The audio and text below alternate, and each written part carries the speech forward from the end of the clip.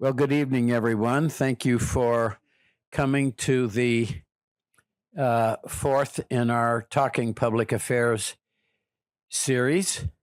Um, Tonight, Mitch Friedman will be reading from his book, and following that, we'll have some questions, of course, and some answers. So I'm going to ask Joel Connelly, who has known Mitch for many years, to do an introduction. As I said, we'll have some Q&A, and then he will be available to provide books for those who are interested to buying the books and to sign them.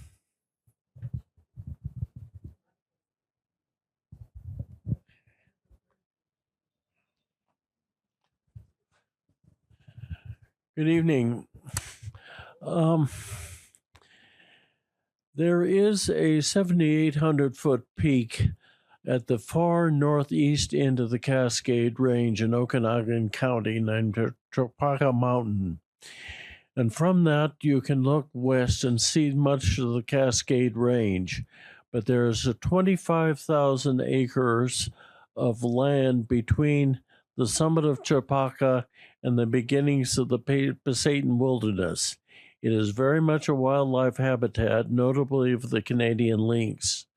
And it had to be, it was going to be clear-cut until a group called Conservation Northwest championed its preservation, and essentially this was ultimately ransomed and is now still the habitat of the Canadian lynx.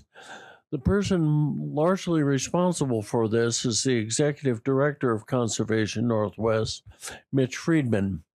And Conservation Northwest works to preserve the habitat for major wildlife in this area, working on such things as overpasses to get wildlife from one side of a freeway to another, and to reintroduce things. If the Lord said, "I will come unto me and I will make you fishers of men," he has helped reintroduce the fisher. And he has also worked to promote the reintroduction of grizzly bears into their historic habitat of the North Cascades. And he is now out with a book on effective activism, having been arrested multiple times and not getting much done in his younger incarnation, and now being able to be very effective, particularly in the wildlife field, particularly in the state of Washington. So, without further ado, I will give you Mitch Friedman.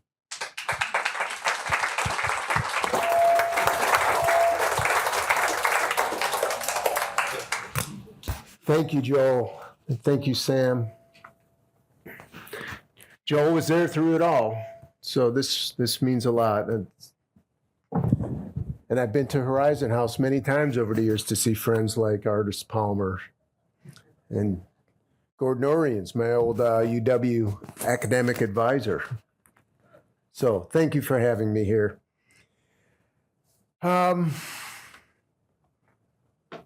This is my third official reading. I launched last week. The book just came out last Wednesday. How's the audio? Can you hear me? Oh, good.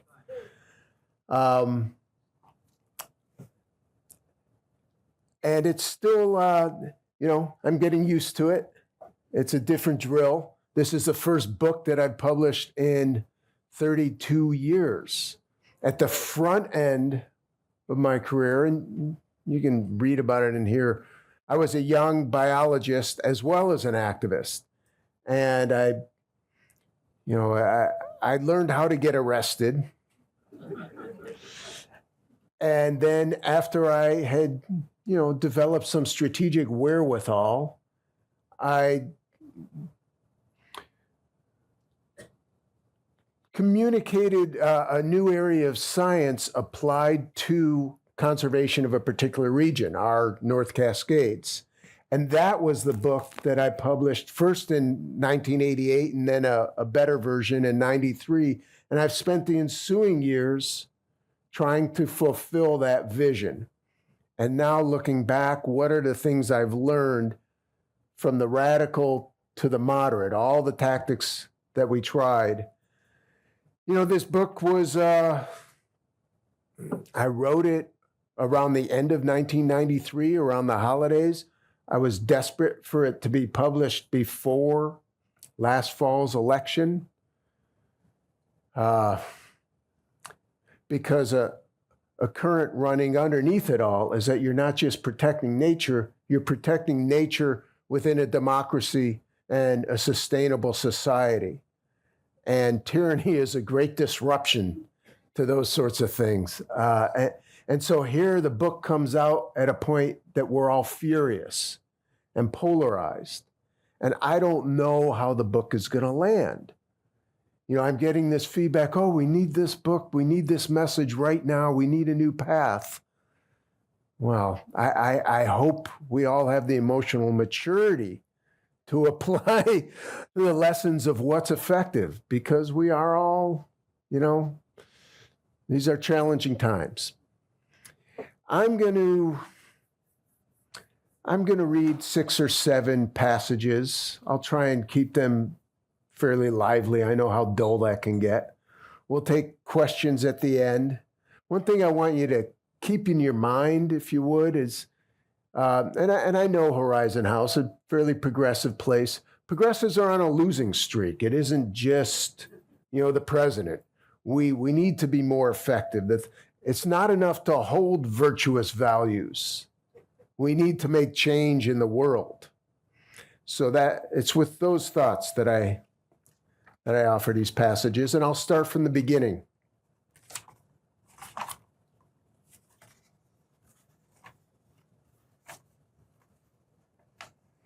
I can't do it. It's too hard, cried out Mokai from the distance, obscured from view by gigantic Douglas fir trees standing between us. It was June of 1985 in the Millennium Grove, among the oldest old-growth forests in all of Oregon, with trees approaching a millennium in age, as wide as a basketball hoop is tall and a football field in height. Such forests once blanketed much of the Pacific Northwest, but a century of relentless logging had decimated their extent, replacing trees and forests that stood tall even before America's founding, with clear-cuts and plantations of relatively young trees. The audio's still good? Yes. The grove stood on national forest land in the Cascade Mountains, an hour drive east of Corvallis.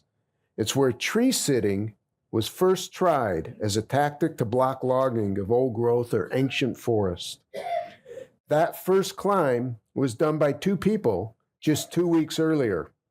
Now, 6 of us were to climb up into the canopies of 6 different trees before loggers returned in the morning. 6 trees, 6 climbers, 6 different techniques, so we could learn what worked best.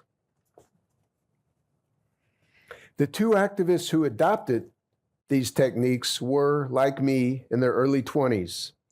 They happened to be avid rock climbers. Michael from Wenatchee, who had a manic giggle to match the frenetic storm in his mind, was going by the arboreal pseudonym Doug Fir. Val Wade, his calmer, athletic girlfriend from Western Oregon, went by the more floral. When I was in Bellingham Friday night, Val was in the audience, and I went, the more floral, and she said, rhododendron.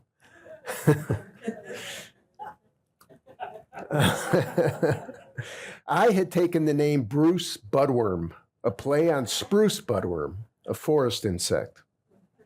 You didn't know that, Gene? Lon, a journeyman California hippie with no pseudonym, was supporting me. He had experience in the methods of nonviolent civil disobedience. I was a neophyte. Lon had a barrel chest and long black hair. He also had a big joint in the corner of his mouth as he leaned back, aimed his bow skyward in a pose fitting for Zen in the art of archery, and loosed an arrow. It skied to loop over the branch, even as we heard the futile clanging of Mokai's hammer. As daylight waned, I asked Lon, "What if this doesn't work and we don't get up in the trees?" "That doesn't matter," replied this sage from the 1960s. "What matters is that you are getting empowered." After my modest stint of treacherous yet tedious dangling, I abandoned my tree for a summer fisheries job in the Bering Sea. I descended, but the protest continued for a couple of weeks before police and loggers prevailed. The oldest trees in Oregon fell, leaving giant stumps and a landscape replete with them. Nonetheless, Lon was right. I had been empowered. I entered fully into the epic and historic battle to preserve the Northwest's last standing ancient forests, and from there to championing its larger ecosystems and iconic wildlife. I spent the ensuing decades in conservation work, the first 3 years of it on the radical edge. Today, I lead a nonprofit organization I founded 37 years ago to protect the wildlands and wildlife of Washington and adjacent parts of British Columbia. We have played substantial roles in the successful protection of most of the Northwest's remaining ancient forests. Gene helped with that. And wild areas, and established functioning habitat corridors, including the means for wildlife to safely cross highways, that are adding up to a connected ecosystem across our regional landscape. We have helped return several iconic carnivores, gray wolf, Pacific fisher, wolverine, Canada lynx, and hopefully soon grizzly bear, to areas from which they have been absent for generations. This conservation progress came even as Washington, the smallest Western state with the least amount of public land, saw its human population and economy boom. I have the satisfaction of knowing that in a world of flame, I have done more than my share to find and follow a path to a better, more sustainable future. But I'm also frustrated. Many of my peers in conservation and activism in general allow passion and virtue signaling to override their interests, making choices and statements that look better in headlines and fundraising appeals than on the ground. Needless polarization alienates allies and pollutes democracy, serving nature poorly in the process. I relate to the sense of urgency. Desperate times do call for desperate measures, but preferably effective ones. When I came of age, our ancient forests and roadless areas were under full assault by government and industry. Habitat corridors and wildlife highway crossings were mere theory. And few gave any thought to large carnivores in the Northwest, as wolves and wolverines were long gone and forgotten. We've since made more progress on those problems than I had dared even dream. Our success in protecting and restoring wildness has given me hope and confidence. A big change from where I began as a hard-edged, misanthropic revolutionary for nature. From my front row observation point, I can assess what has worked best, not only for nature, but also for the larger social context of a stable society. I've witnessed reactionary organizers and politicians rise and fall, community sentiments evolve, and America go through several shocking fits of populism. I am convinced that conservation progress cannot be fully measured or achieved apart from the health of our democracy and the well-being of our communities, including rural ones. And I skip ahead a few years to early in President Clinton's first term and the birth of the plan he came out with that ended up making so much progress for our forests. I was standing backstage with Carole King. Yes, that Carole King, revered singer-songwriter who moonlights as a conservationist. We were watching Neil Young play After the Gold Rush, Mother Nature on the Run, on what I recall was a giant organ, Behind Neil, from our vantage, was Portland's waterfront park, overflowing with 70,000 people enduring cold spring rain. President Bill Clinton circled overhead on Air Force One with much of his cabinet on board. Overcome with emotion, even now, for the 100th time as I read this, I began to cry. We did it, Carol. We saved the ancient forests. This was April of 1993, the first year of Clinton's presidency. The following day, he would host in the Portland Convention Center his forest conference, a roundtable of invitees to share perspectives on the problems, ecological and social, and solutions in the woods. In a span of 8 years, we had caused the ancient forest issue to elevate from a few radicals protesting in the woods to a national issue high on the agenda of a new president who had made campaign promises to resolve the conflict. I had spent the preceding 2 weeks in Portland scrambling with a handful of other activists and some professionals funded by the Bullitt Foundation to organize an event worthy of the moment. We did our job well, drawing a huge crowd to hear speeches and a slate of famous performers. I had the job of escorting celebrities to the media tent for interviews, and it fell to me to quell a quiet protest from some misguided activists who felt the message should be more about activism than forests. The result of the forest conference was Clinton directing a panel of top scientists to develop options for a new policy. A year later, they presented those options, and the result was a Northwest Forest Plan, which stands to this day as perhaps the world's foremost science-driven regional-scale plan for conserving a lucrative resource. The monumental advance that was the Northwest Forest Plan came from the combined effort of many scientists, activists, lawyers, lobbyists, and others. My involvement was impactful in a couple ways. My role in protests and in driving a log around the country, which is something you can read about if you buy the book, helped raise public attention to the majesty of iconic big old trees. But my team and I were also building awareness through other measures of how those trees were part of a larger ecosystem and the importance of that to the emerging concept of biodiversity.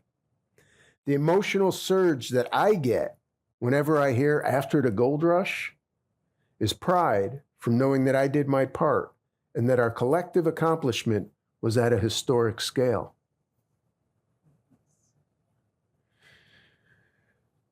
And then 5 years later, there's a Loomis Forest issue. I'll set it up briefly because I'm only going to read a little bit about that. I'm focusing my reading on the fun parts, right? The anecdotes, the parts that read well. If you want the meaty stuff, the audio version of the book is really good. It's my voice. It's only 6 hours long. And I make more money off the audio version, even though it's cheaper. I get 75%. Those I just get a little bit. Okay, so the Loomis Forest is state land, and state land is managed to generate revenue for school construction and other things, and it gets political. The area that Joe was describing, it's in Okanagan County, right next to the Pasayten Wilderness and the Canada border and wild country, and we were trying to get it protected, and Okanagan County sued the state to force logging, and the state had issued a plan to build 100 miles of logging road and clear cut these last wild parts of the state's 2 million acres of state forest land. And so we sued and got to a settlement. Things were getting interesting in the Loomis Forest. State lands are managed to generate revenue for specific trusts, including construction of public schools. The state was under legal and political pressure to log in the remaining wild areas of the Loomis Forest, which would require building about 100 miles of logging road. I'm repeating myself. The elected head of the Department of Natural Resources was a progressive Democrat, Jennifer Belcher. We had discussions. The result was a settlement agreement allowing us to protect 25,000 acres from logging and roading if we could pay the trust the fair market value of the trees within 15 months, including a payment over $100,000 in earnest money due within 3 months. I had no way to know it at the time, but this would entail over $18 million. At that point, in 1998, our annual budget was about 1% of that. And my board of directors had no reason to expect we could pull this off. But my second daughter was about to be born, and I was full of zeal. I made a couple calls, including one to a fellow named Bill Pope, who at that point was managing Paul Allen's philanthropies. I asked Bill if he thought we could succeed. Bill's forceful optimism had no underlying rational basis. Still, I signed the settlement decree and we went to work. We put together a great team. We branded the Loomis Forest Washington's Little Yellowstone for its value to carnivores like lynx. And to reach our lofty challenge, we needed not just grassroots support, but big gifts. We had the luck of campaigning during the height of the first tech bubble.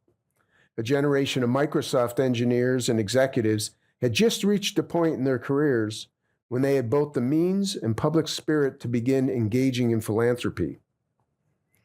For an exciting year, we were the darling underdog cause. Media were interested in new tech philanthropy, so our seven-figure gifts were covered on the front page of the Seattle Times and sometimes a PI.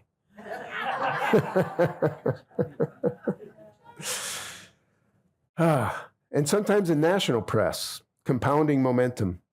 This buzz also energized grassroots giving, which in turn impressed and encouraged big donors. More than 3,500 people contributed, most of them in amounts of a few $100. In mid-1999, we were still $1 million short of the required $13.1 million as the deadline approached. One donor, a tech executive named Bruce, had already given over $2 million.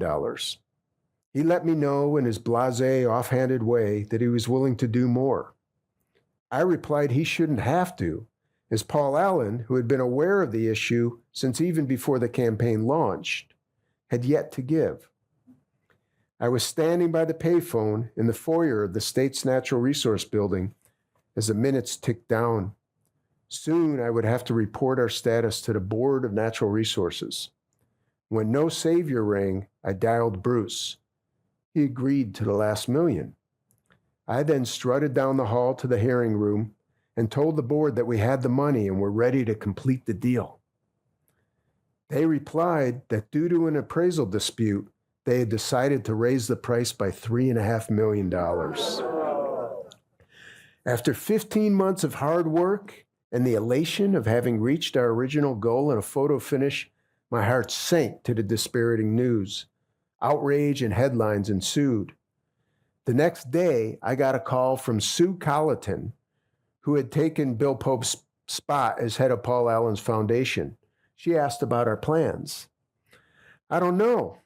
Yesterday, I could have told you that this was a good deal. I'm not sure that's still true. We're looking at legal options. Sue encouraged me to hold off on any decision and said she would call back the next afternoon. The following day, I had lunch with Fred Munson, who ran the Loomis Forest Fund for me.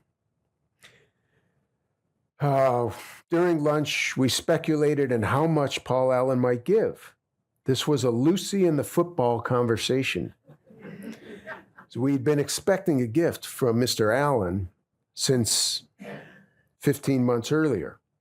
We dared not let ourselves dream of $1 million. We shuffled back to the office by the time Sue called, and I put her on speakerphone. Mr. Allen will provide the full $3.5 million, Sue announced. Fred and I looked at one another, slack-jawed. Are you there? Sue asked.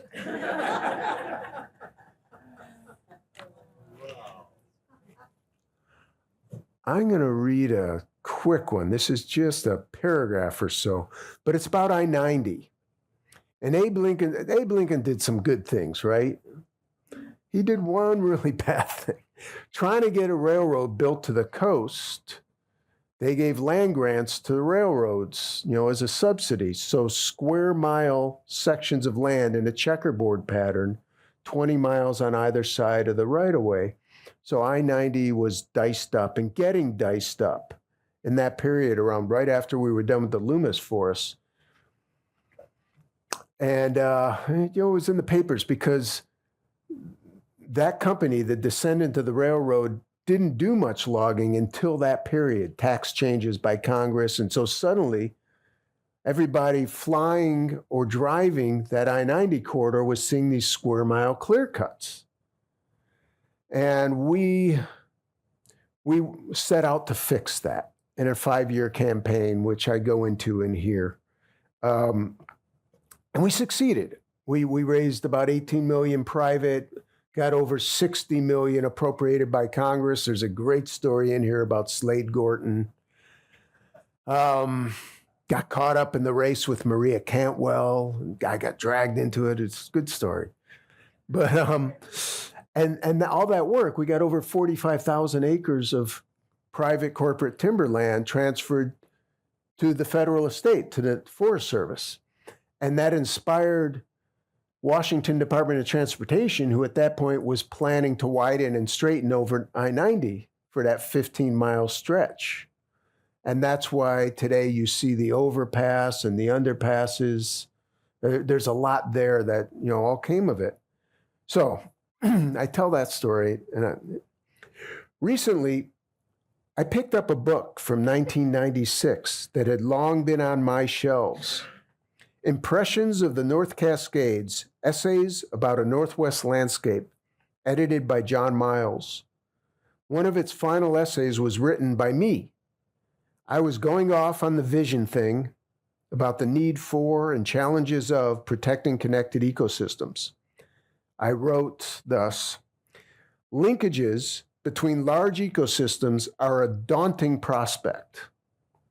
To link the North Cascades to the Central Cascades involves spanning Interstate 90 and making sense out of the checkerboard of private public ownerships, a legacy of century-old land grants to rail barons. Planning for establishment of these corridors must begin now, even if such plans cannot realistically be carried out for decades or possibly centuries. Well, we got that one done decades or possibly centuries ahead of my forecasted schedule. So why would I ever cast doubt again?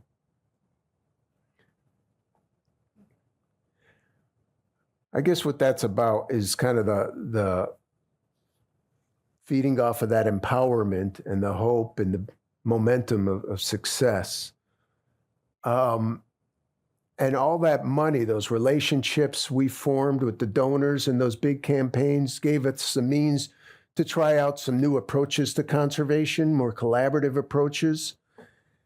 And we found, just for the sake of time, I think I'll skip this chapter, but this chapter that I normally would read is about a crusty old Colville forester named Maurice Williamson who didn't trust us. There was a lot of baggage between us. But we were working in the early stages. We were kind of pioneering collaborative protection of federal forests. What's the common ground that we have with the timber industry? Technology had changed. The mills no longer needed big trees. They could cut little trees and, if need be, glue them back together. And so cutting the little trees and saving the big ones was something we had common ground on. And how to build that trust, what are the means for building that trust is the point of that part of the book. But I'm going to skip to the critters.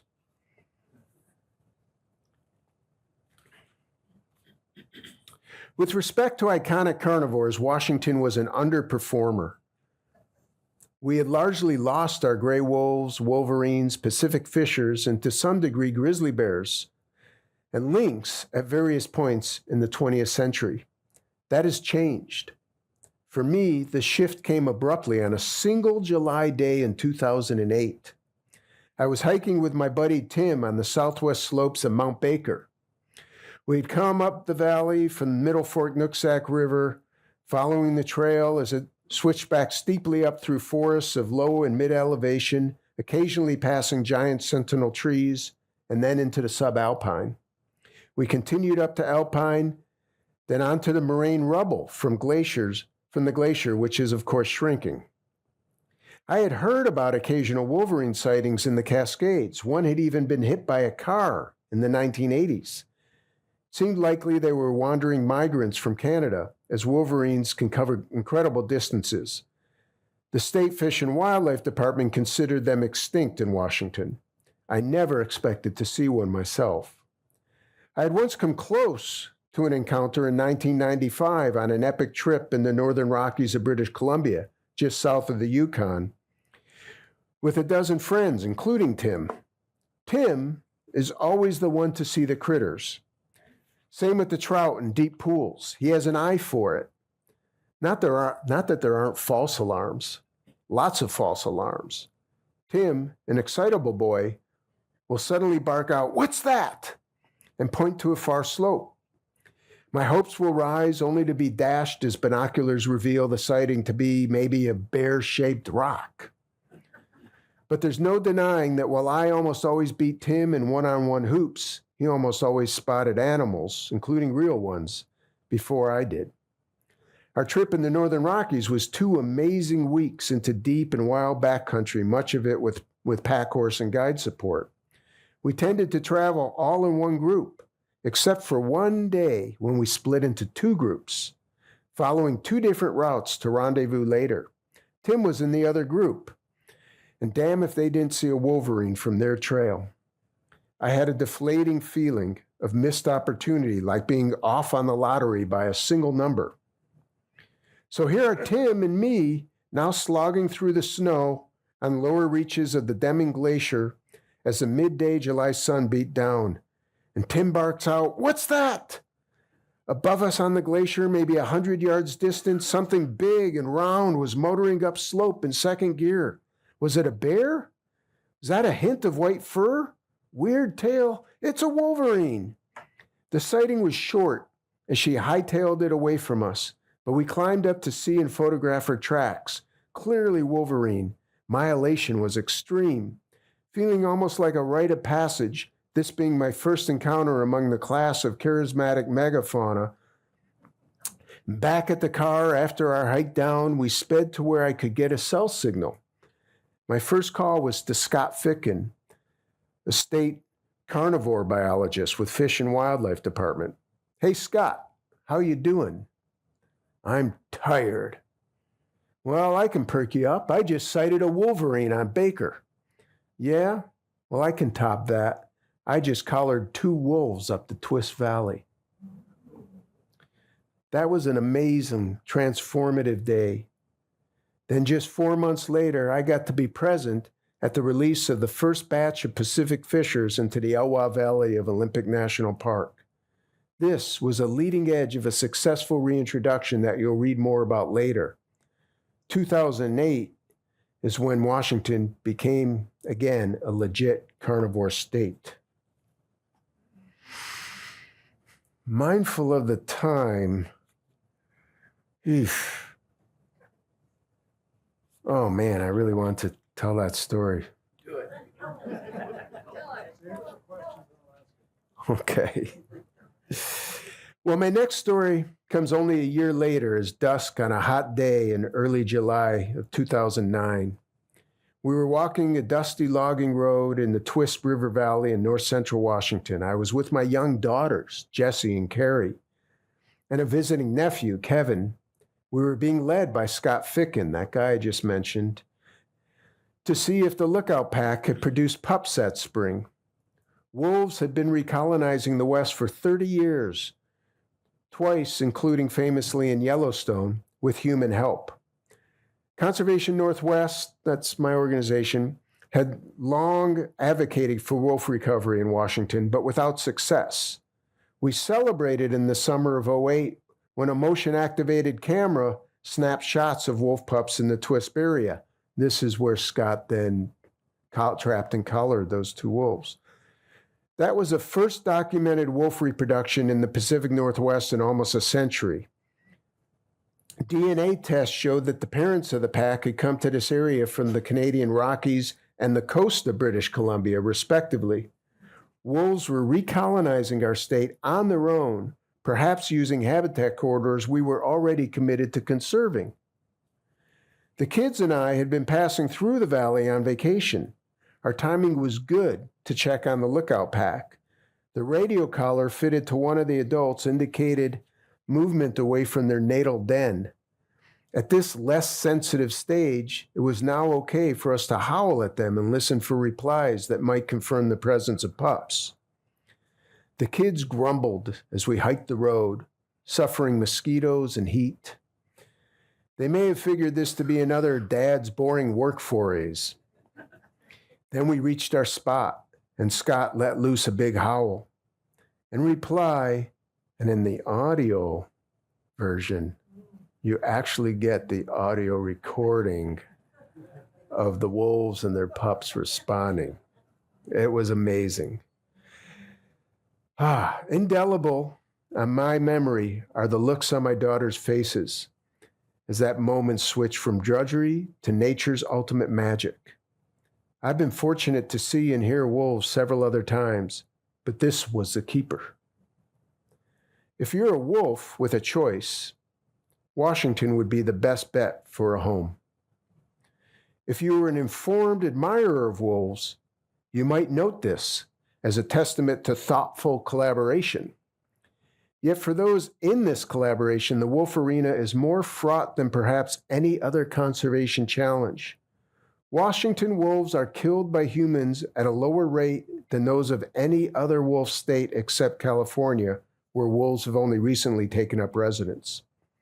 Where Washington has jurisdiction, outside Indian reservations, under 4% of our wolf population is deliberately killed annually by people, including lawful and unlawful incidents, and by the state itself responding to livestock depredations.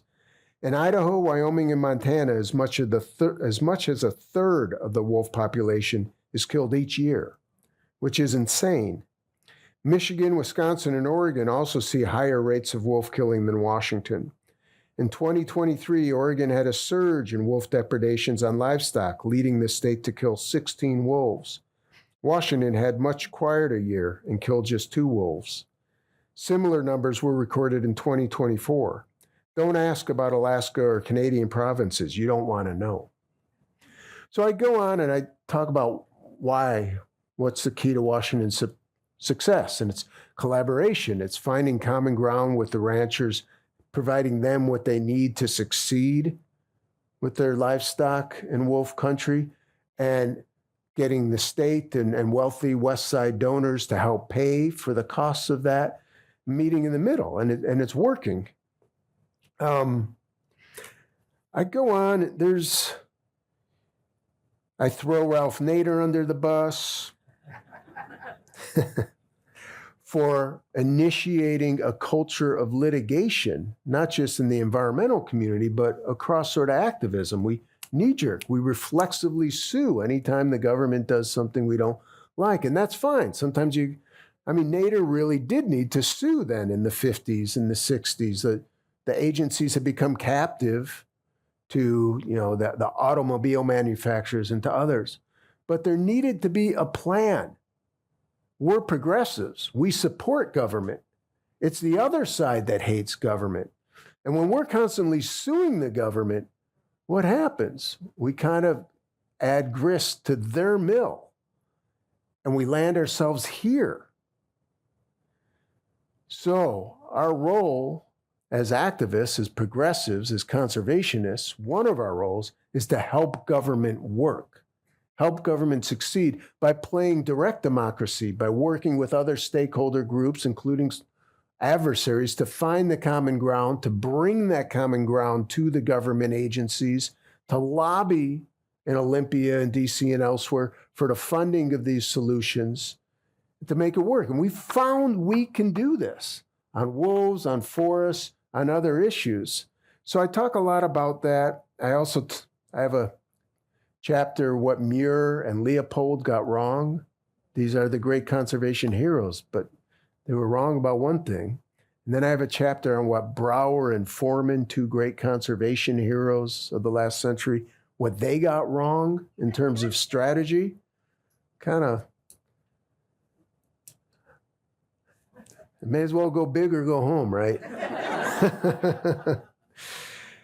I'll tell one more quick one, and then we'll do questions.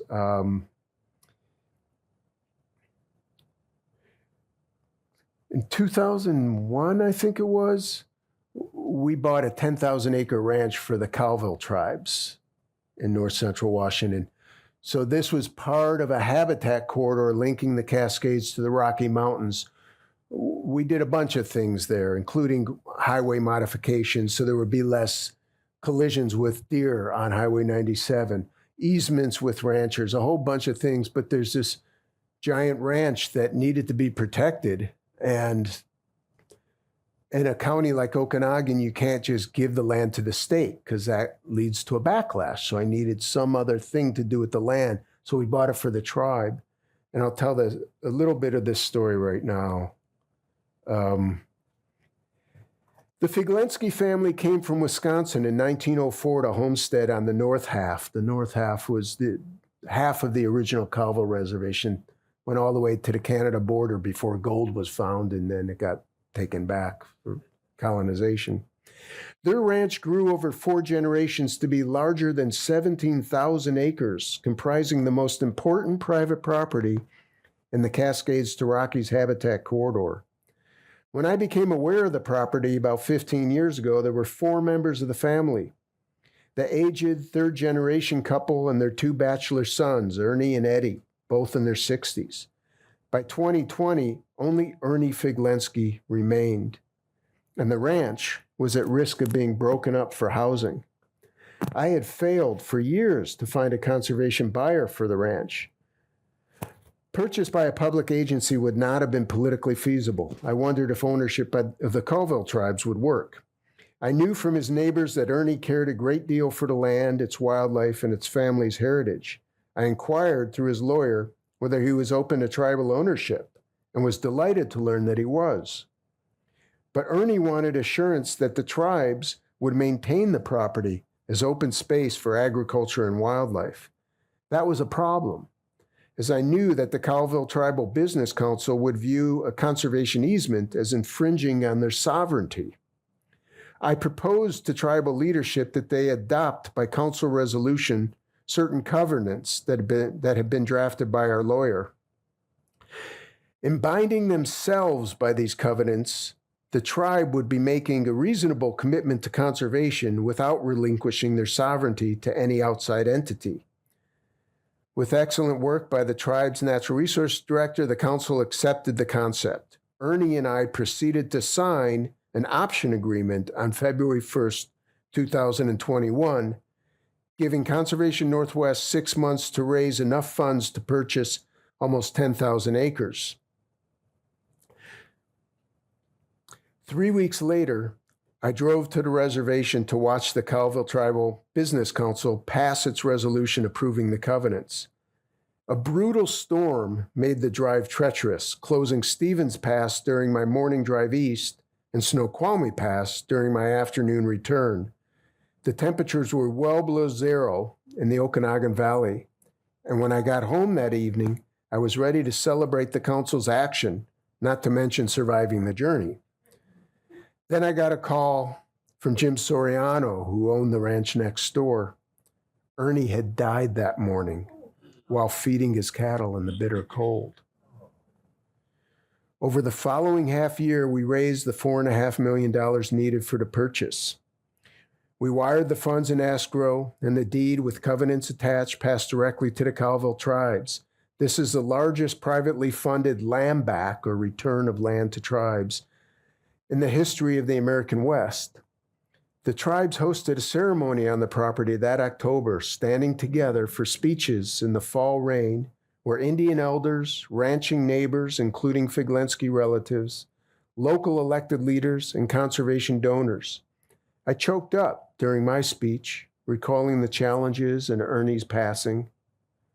Whatever reputations or old resentments had been or still were in any minds, on this day, we stood together to honor the heritage of the tribes, a pioneer family, and the land and wildlife that is firmament, common ground to us all. It's a place that lynx will at times traverse as they move between their populations around the Loomis Forest and the Cascades, and now in the Kettle Range too. We did all of that, and I can hardly believe it.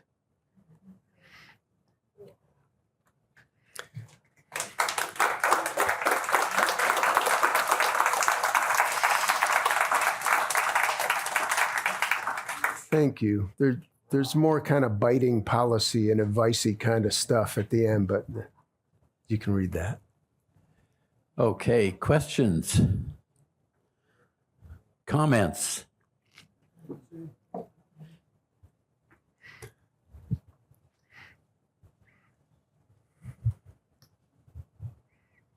Great stories. But you stop short of telling us how you collaborate with loggers. That's a big one. Can you tell us a little about that? Yeah.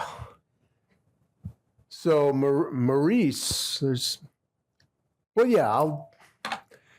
about 2001, while we were doing the I-90 stuff, we had a group of young people, a new cohort of staff and volunteers, and they were working in the southern Cascades of Washington on forest issues. And they ended up going on a field trip with some timber industry people. And they came back saying, "You're not going to believe this. They don't want the big trees anymore. Their mills don't need them." And they keep trying to get the Forest Service to put up timber sales in the second growth, in the smaller trees. So we've got something in common. And they kind of asked my permission to, run with this. And I was still an old war horse. I was in the Nader mold. We would sue, we would do those things. And, but I consented, and the Gifford Pinchot National Forest in Washington South Cascades was the home of the first collaboration that then became a trend across the country. I call it passive-aggressive conservation. We used to say, "Leave the old growth alone, you SOBs." And now we say, "Let's work together to fix a second growth, you beautiful people." And the chapter about Maurice, that guy I mentioned in Calville, who had passed away last year, there was a lot of baggage there. So he was skeptical. And I tell how I instruct my staff to never move the goalposts. You negotiate hard, you follow the science, you deliver your arguments, you get everything you can, but once you've reached an agreement, you stand by it, because there's costs to moving the goalposts. You lose trust. And Maurice had to see it to believe it. He expected that we would reach an agreement and then break that agreement. I see that all the time with other groups. And when he saw that we didn't do that, he smiled and pulled out a bottle of whiskey, his favorite brand, Old Crow. And we had won him over, and he became a friend. And I never changed him. The last time I saw him, I visited his house, and he had Huckabee on the TV on, one of these crazy stations. And, that's the truth. We didn't change one another. But we found common ground between us, and we had a relationship. We had love. So that's how we do it. I have a question. Could you talk a little bit about the relationship between the health of the water system, the lakes and the rivers and the forests? Sure. Water drains more slowly when the mountains are forested, and it works two ways. If you cut the trees, then there's nothing capturing the snow and letting it come down slowly. There's no roots to slow things down.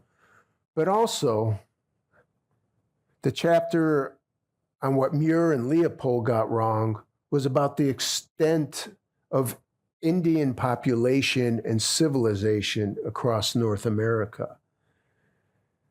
The best science we have these days on the extent of fire, pre-colonial fire, is extraordinary. Like our worst fire years in the West these days that we think is climate change when we're getting smoke in the city and all those things, it's only about 1/10 of what we think was the average acreage burned every year in the past, pre-colonial. But it wasn't, because it burned all the time. In dry forests, what you're burning are the younger trees and the brush and the sticks and, that kind of stuff, the flash fuels. And it's a cooler ground fire, and the big trees have thicker bark, and they survive that. And so most of that acreage burned is a cooler fire. Some of it would still be catastrophic. There were plenty of big fires back in the day. And that really matters because, the Indians lit those fires for good reasons, and they did it for 10,000 years. And so the forests co-evolved with this type of management. And when you stop the burning, as we did with Smokey Bear after the big fires of 1917, they were so big they dropped the temperature in Denver and even in New York that summer, and they led to the whole Smokey Bear and a large expansion of Forest Service. A great book on this is Tim Egan's Big Burn. So when you stop burning like that, you alter those ecosystems. And suddenly in those dry forests, there's a lot more trees competing with one another for available water. So those trees are less healthy and more flammable. And because they're competing for water, there's less water coming down. So you can disrupt the hydrology and those mountain streams by cutting too much, or also by not cutting or burning enough.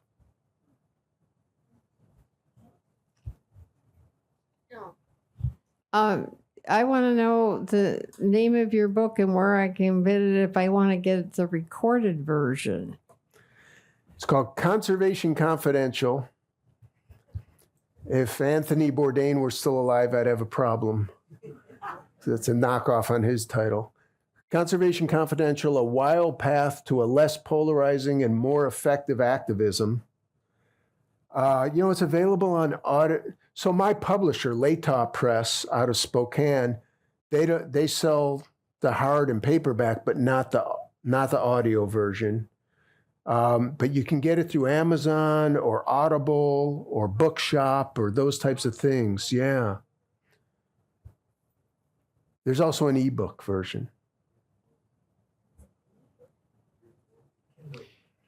Are we out of questions? There's one over here. So.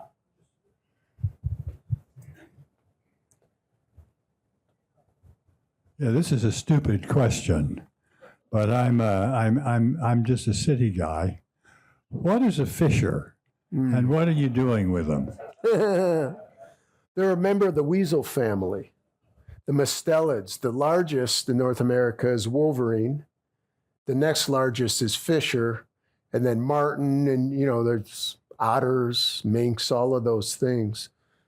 And fishers were trapped out during the Depression because you could get good money from the pelts, and we didn't have a state wildlife agency in that period. So we reintroduced them, and now there's hundreds of them in both the Cascades and the Olympics.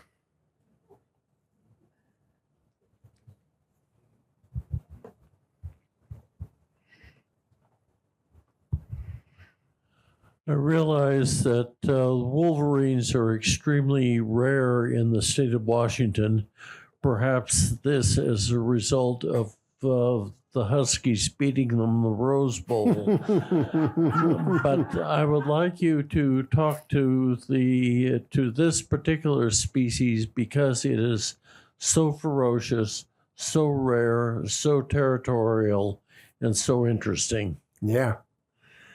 I mean, wolverine are amazing. We don't know that we've done anything to help them, right? So they were extinct, considered extinct 25 years ago or so, and they've since made a recovery that these days they're not only sighted even south of Mount Adams, but there's been sightings out on the coast. One was eating a dead seal in Pacific County. There's a picture of one by the pizza joint in West Point. They have no business being there. They're not only montane. I mean, they den in in snow caves essentially, and they don't like people at all. If somebody comes by when they're denning, they might even abandon their den. They're more than any other organism. They represent kind of they like secluded wildness. So why are they? How did they cross I-5? All that kind of question. But why did they return? What brought them back? Two hypotheses. One is the Northwest Forest Plan and the Roadless Protection Plan. The backcountry is less noisy. We're not building roads and clear cutting at the upper ends of the watersheds. Maybe that helped. But also the initiative in 1998 where we illegalized certain forms of trapping. It wasn't our intent that would help wolverines, but maybe it did. And one other theory, and you're all old enough to remember this. Remember pickup trucks with rifles mounted on the back? There were many decades when Americans shot anything that moved. I think that culture changed.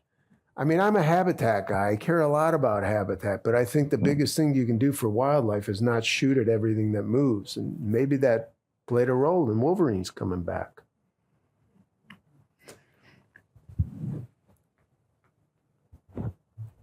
For many years, we lived in Montlake, and one thing we learned was that you couldn't trust what the highway department said. You're talking about trust between your side and have they changed? I mean, I don't know about the highway department, but can you trust what it's hard work. What the other side does? It's hard work. Yeah. I have friends that do this type of work in Alaska, and they swear that they've tried collaboration and the industry isn't interested. The way we collaborated on wolves was we started with some ranchers that we had relationships with who trusted us and were early adopters in personality. And these aren't like hippie llama farmers. These are guys with tens of thousands of acres of leases to federal land. And there were people, old school John Birchers, who were actively opposing this. They're like, my grandfather shot those things, and I'm not going to dishonor my grandfather by, acknowledging their presence. Well, it was the folks that we worked with who had less problems with wolf depredations than the people who didn't adopt the collaborative tactics. And so over time, more people came over to our side, and we figured out some workarounds that the John Birchers could do the right thing without having to, swallow their pride and work with us. And these days, everybody is using these tactics in Washington. So it took time. And in-depth relationships. It can't be ephemeral, and it took certain personality types. I mean, there's a lot of chest beating in conservation and other forms of activism. People performing for their peers rather than trying to figure out what works best on the ground. And the reason I wrote this book is to try and influence the movement. Mitch, can you tell us a little, right in front of you, can you tell us what some of your tactics are that keep the wolves separated from the cattle? Sure. Do you have, and same question will apply to grizzly bears. The I've heard of the kinds of dogs from Finland or someplace like that that are trained to be anti-wolf or anti-bear dogs. Yeah. So with wolves, it's a human presence. Cowboys called range riders. What happens if you do nothing, about 80% of wolf packs tend to behave. And if you do everything right, you can maybe get that number up to 95% of wolf packs. What happens is a wolf will chase a calf. Like, what's this thing? And chase it. And if the calf runs, well, that's interesting. You know how it goes when you have a dog and a squirrel or a bunny or, a cat. And so it might nip it in the heel, then one thing leads to another, and you need to So first thing is keep the calves with their moms, keep the herd bunched up, particularly at night when the wolves are most active. So that's all human presence. It's a matter of radio collars, knowing where the pack is and where your herd is. It's much more work than what ranchers had grown used to. And then when you do have a conflict, if you find that there's a calf with, that's been healed, that, hamstrung, there are tactics with fancy flags. Wolves don't like fluttering flags, and you can, make a flagging around your herd. There's noisemakers, there's light boxes. If it gets bad enough, you shoot with rubber bullets. If it gets bad enough, you kill a wolf, even if it's not the wolf that did it. Because there's good research on this. We'll know much more in 20 years than we know now, but there's fairly good research. Disrupting the pattern helps. And if you strike fast enough, you might get away with killing just one wolf and restoring order rather than having to kill that whole pack. So those are some of the things. Somebody has to pay for that labor. Ranchers tend to not be rich. And so that's the state part, which I rationalize as us taxpayers who care about wolves are, through our taxes, helping those people who, are impacted much more than we are to make it work, to coexist.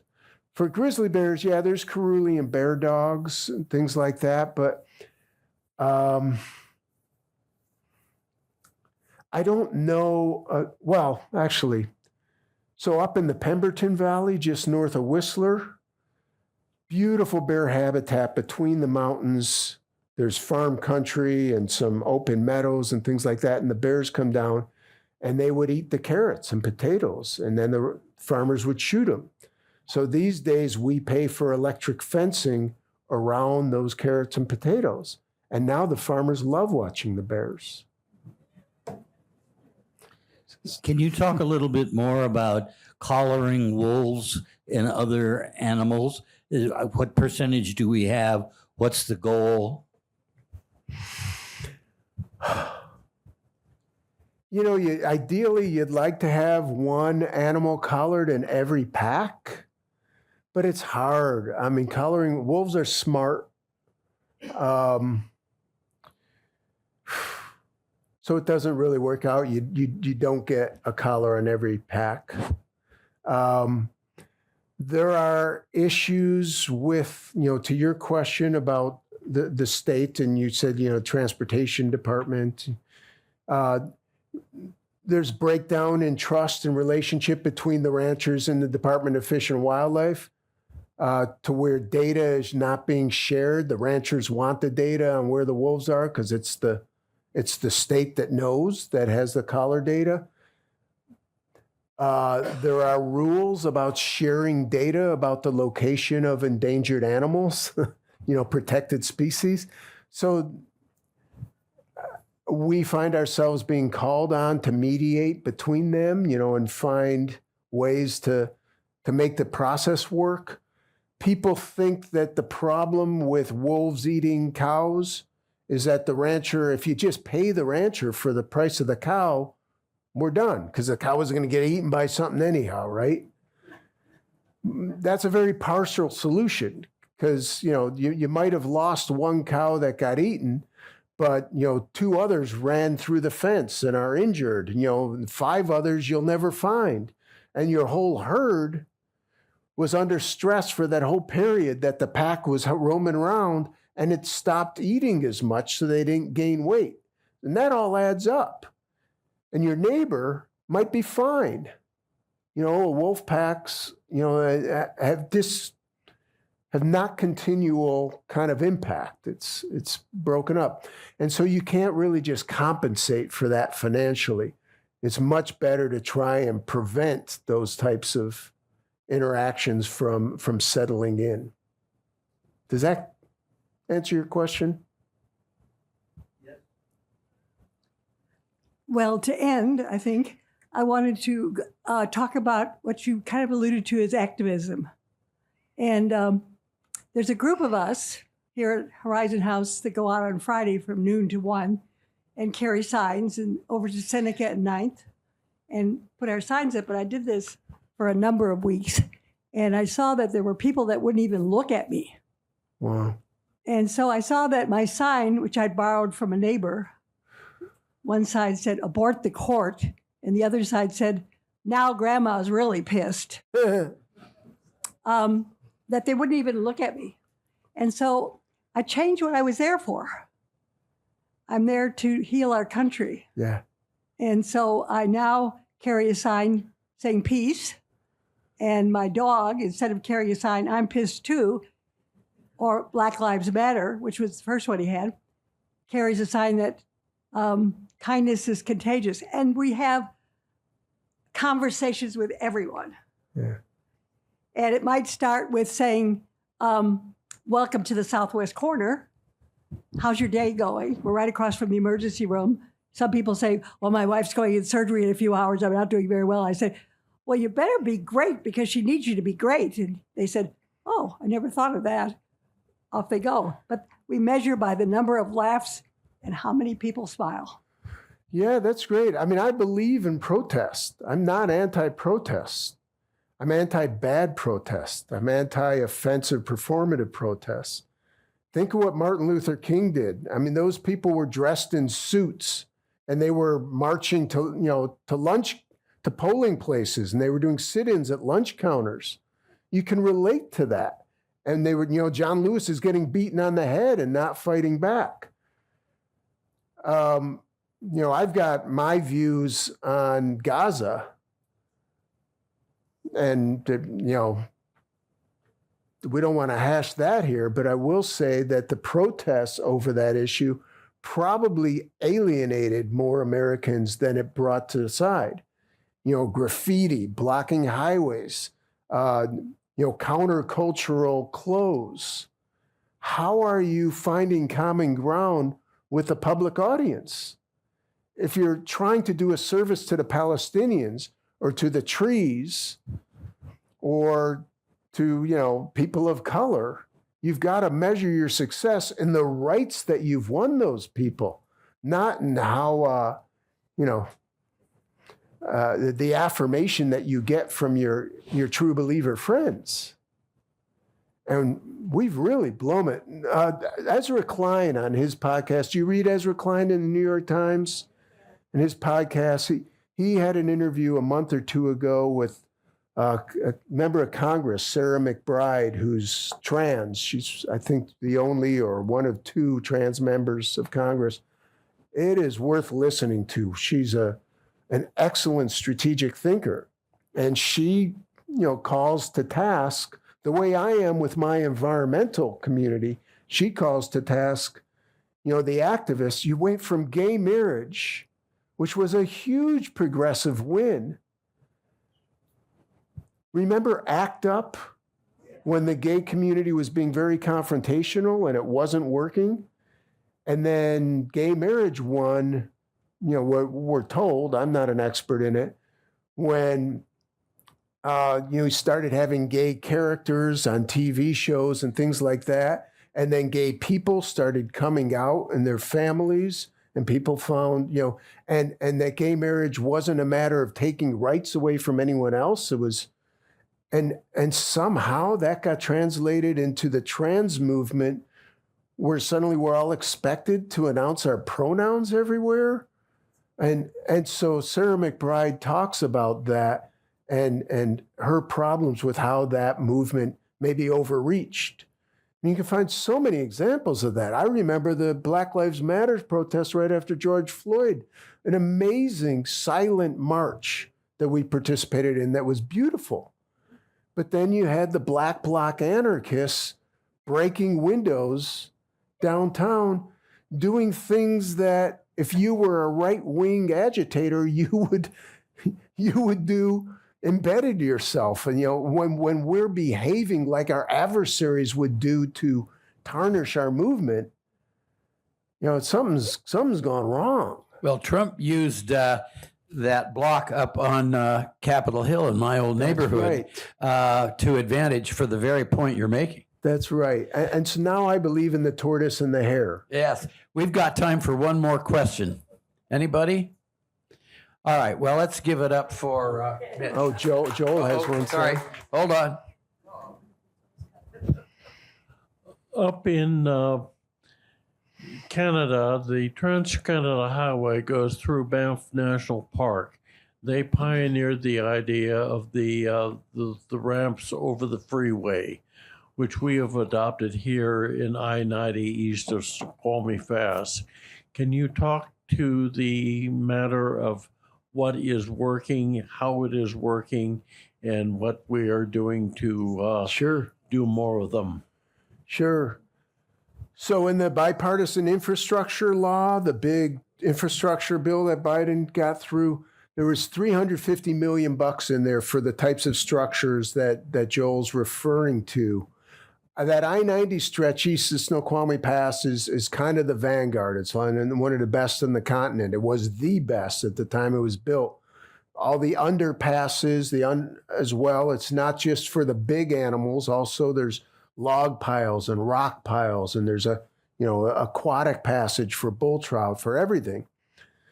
So in the 4 years since, the Federal Highways Administration has given grants to worthy projects. There's now about $80 million left. The Stillaguamish tribe got a grant to build an elk overpass on Highway 20 by Hamilton. We just granted them $30,000 for part of their design and restoration work. We don't know if that'll get built because they're finding costs have gone up and they might be short. We, Conservation Northwest, have been trying to mitigate Highway 97 in Okanagan, as I mentioned earlier. We fixed we fenced at our own expense a mile on either side and fixed under a bridge so wildlife can pass. We reduced collisions by 95% in that stretch, which is huge. I know a pot farmer in Omak that would not hire people from Tenaska because he didn't want them getting killed on the highway. And it's a tribes and it's migrant workers, everybody needs that to get to school and shop. And so we want to put in at least 2 more underpasses, big fancy culverts. We have a proposal that would have gotten funded last year, but just missed. Hopefully this year it'll get funded. We also want to put in overpasses on I-5, between Olympia and Centralia, and then another down around Castle Rock. There are 2 places where if you look on Google Earth, there's actually intact green from Mount Rainier area to the Olympics. We can do this. So when that $80 million is gone, that's still in that fund, which will probably be 1 or 2 years. The question is, will Congress recapitalize it? That $350 million that I mentioned that was in the bipartisan infrastructure law, when that went through Senate Transportation Committee, it was an 18-2 bipartisan vote. Last year, there were 11 grants made to 11 different states. Utah's a big leader in this, Colorado, New Mexico, Montana. So I'm a little bit hopeful that we're going to be able to keep this going. Nobody wants to die in a wreck with an elk or a moose. When the I-90 stuff was built, And Doug McDonald he was transportation secretary, Linda Mapes' husband, great guy. He loved what we were doing. He wanted to do this. He made this a priority of our Department of Transportation. I was nervous. I thought, based on our experience with the black helicopter, blue helmet stuff that went on in the mid-90s, the backlash, I thought we'd see that same kind of backlash. Taxpayers don't want to put their money into these kind of wildlife things. But somehow the public here has embraced these. And the I-90 overpass is super popular. So I don't know, maybe we did it at exactly the right pace by accident or whatever. And if we don't overplay our hand and screw up, maybe in 30 years, there will be hundreds of these things. There needs to be. Thank you, Mitch. It's really been an interesting evening. Thank you.